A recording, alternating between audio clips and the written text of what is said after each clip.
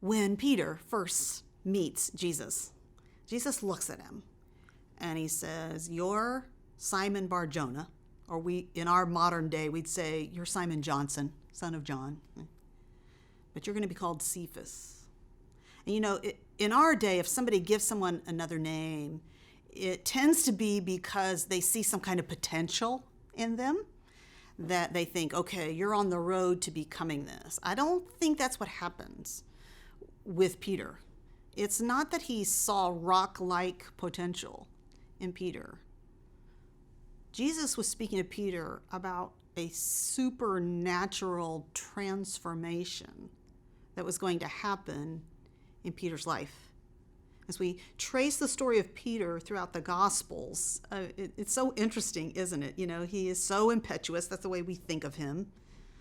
But of course, we also keep seeing these signs that Jesus has incredible plans to use him. He throws those nets out into the water, and they're filled with fish.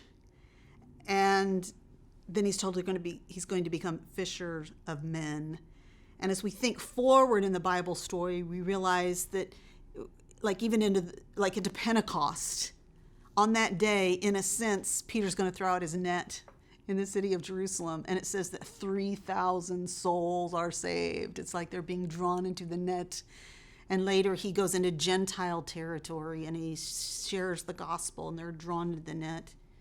But I think the most fascinating question I've had about Peter is you read about Peter in the Gospels, and then you read his letters, his epistles, 1 Peter and 2 Peter, and you can kind of look at him and go, wow, that person there seems very different than the person that we read about in the Gospels, and even some in the book of Acts.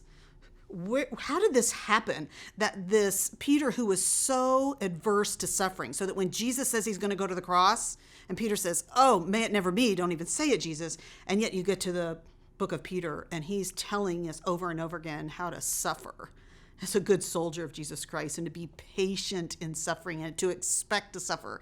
And as I compared 1st and 2nd Peter with the Peter in the Gospels and Acts, I just kept asking the question over and over again, how did he change?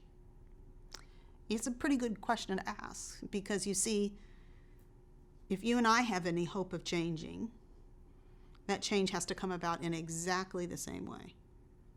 Here is how Peter changed, and therefore this is how you and I change. It is as the life, death, and resurrection is applied to us.